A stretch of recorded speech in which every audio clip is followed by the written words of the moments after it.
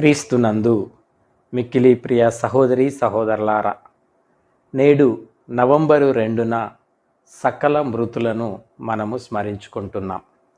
ఆత్మల పండుగ లేకపోతే సమాధుల పండుగ.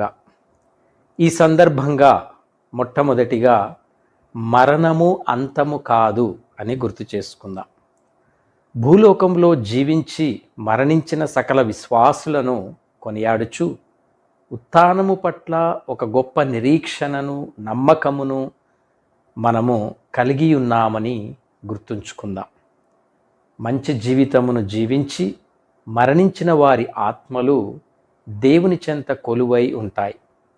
వారు శాంతిని బడయుదురు, వారు అమరత్వమును పొందెదరు, వారు కలకాలము దేవుని సన్నిధిలో ఉండెదరు అని సొలొమోను జ్ఞాన గ్రంథము 3వ అధ్యాయము 1 నుండి 9 వచనాల్లో మనం చదవవచ్చు. అందుకే మనము మరణించిన మన ఆత్మల పట్ల, మరణించిన సకల విశ్వాసుల పట్ల ఈ గొప్ప నమ్మకాన్ని మనం కలిగి ఉంటాం. అలాగే పరలోకం మన జీవితాలకు గమ్యం అని నేడు గుర్తు చేసుకుంటున్నాం. కనుక మనము దేవుణ్ణి నమ్ముకుంటూ ఆయనను విధేయిస్తూ నీతిగల జీవితాన్ని జీవించాలని ఈరోజు మనము పిలువబడుతూ ఉన్నాం. దైవ స్నేహములో జీవించగలిగినట్లయితే పరలోకమున దేవుని సన్నిధిలో మనం కలకాలం జీవించగలుగుతాం. కనుక మరణం అనేది అంతము కాదు, ఆరంభము మాత్రమే. మనము శాశ్వతముగా దేవునిలో ఐక్యమై జీవించాలన్నదే దేవుని కోరిక కూడా.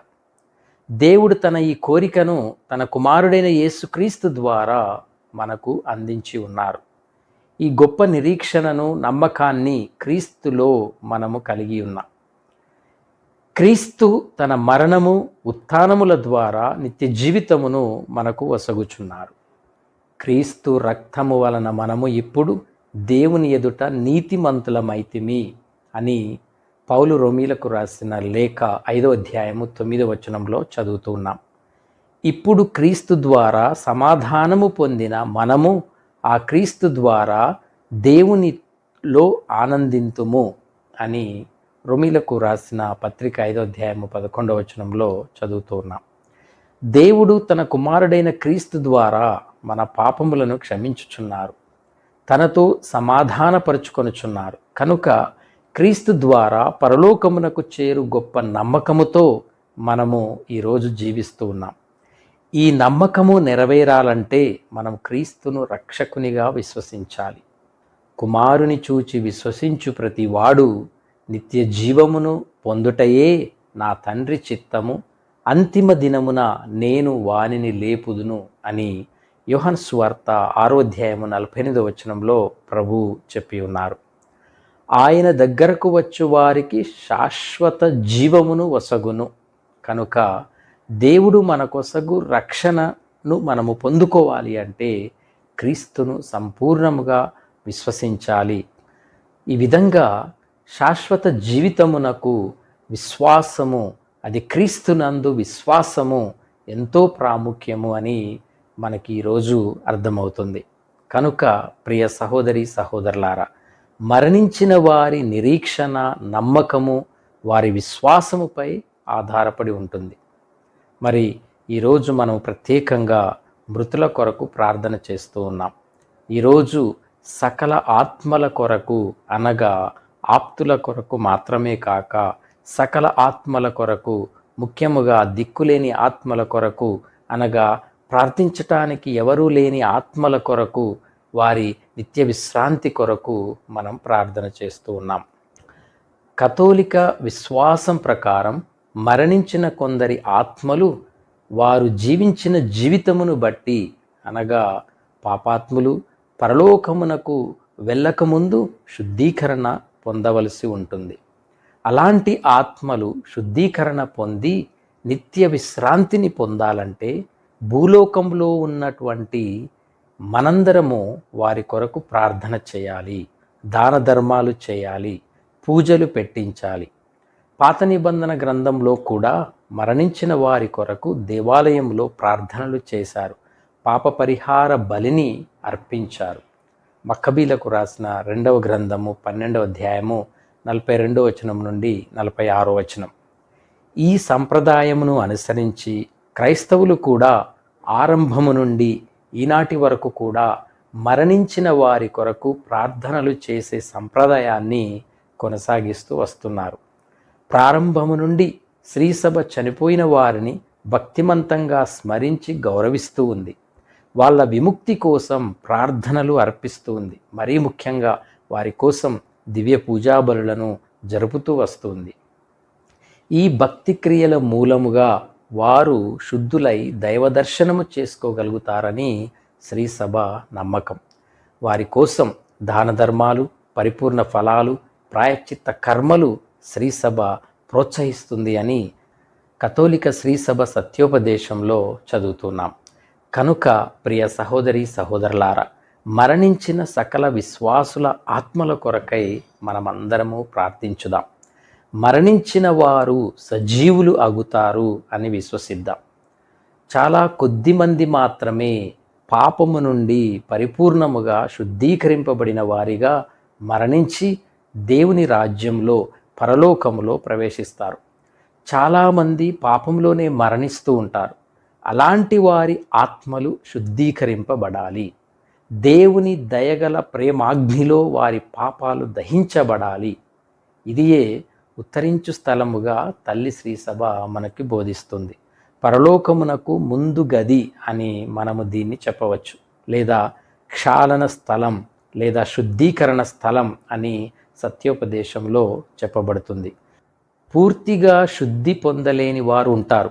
అయితే వారికి కూడా నిత్య రక్షణ లభిస్తుందనే హామీ ఉంది. పరలోకంలో ప్రవేశించటానికి పవిత్రత అనేది ఎంతో అవసరం. ఈ పవిత్రతను సాధించటానికి ప్రక్షాళన అవసరం.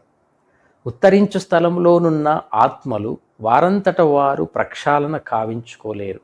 కనుక వారు బ్రతికియున్న మనపై ఆధారపడి ఉంటారు. కనుక మన ప్రార్థనలు, మనం అర్పించే అర్పణలు, చేసే పూజలు వారి ప్రక్షాళనకు ఎంతో అవసరము అని ఈరోజు మనము గుర్తించాలి. చనిపోయిన ఆత్మలు మన ప్రార్థన కొరకు దీనతతో ఎదురు చూస్తూ ఉంటారు అన్న విషయాన్ని ఈరోజు మనము గమనించాలి.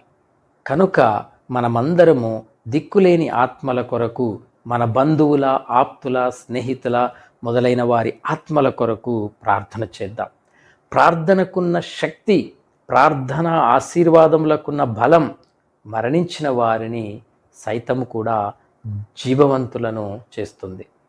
అందుకే ఈరోజు మనము శ్రీసభ పూర్వుల సమాధులను సందర్శించి ప్రత్యేకంగా వారి ఆత్మల నిత్య విశ్రాంతి కొరకు ప్రార్థన చేయమని కోరుతుంది.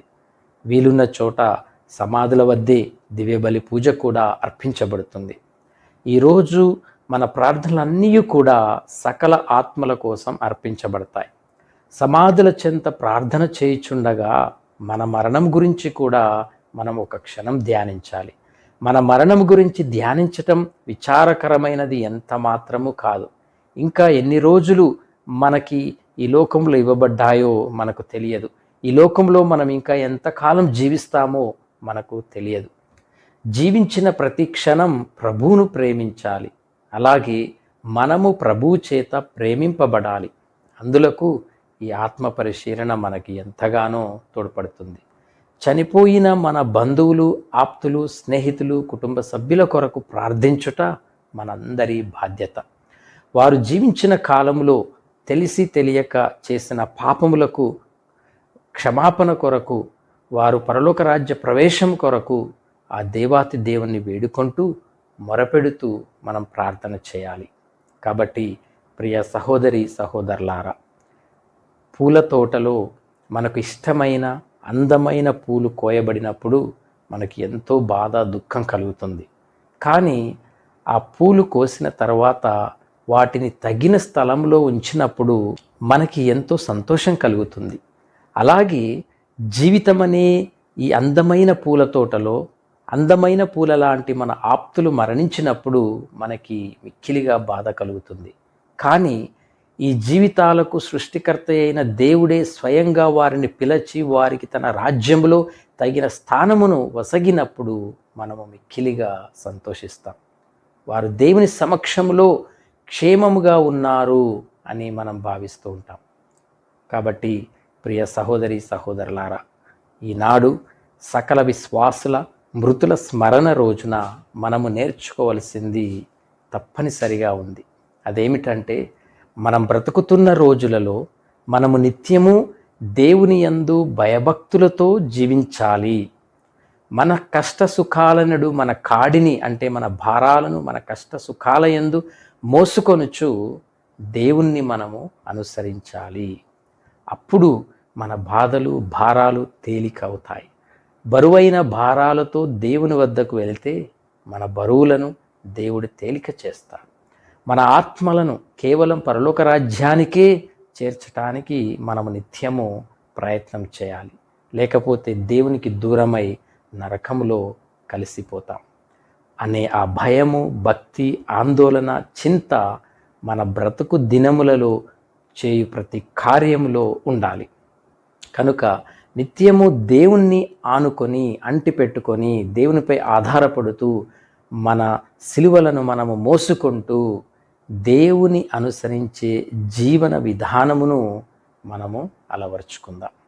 కనుక ప్రియ సహోదరి సహోదరులారా, విశ్వాసముతో నమ్మకముతో సకల ఆత్మల నిత్య విశ్రాంతి కొరకు ప్రార్థన చేద్దాం. ఉత్తరించు స్థలములోనున్న ఆత్మల ప్రక్షాళన కొరకు ప్రార్థన చేద్దాం. దేవుడు తన దయగల ప్రేమతో వారిని కనికరించి పాప విముక్తిని గావించి తన స్వర్గరాజ్యంలో వారిని చేర్చుదురుగాక. ఆమేన్.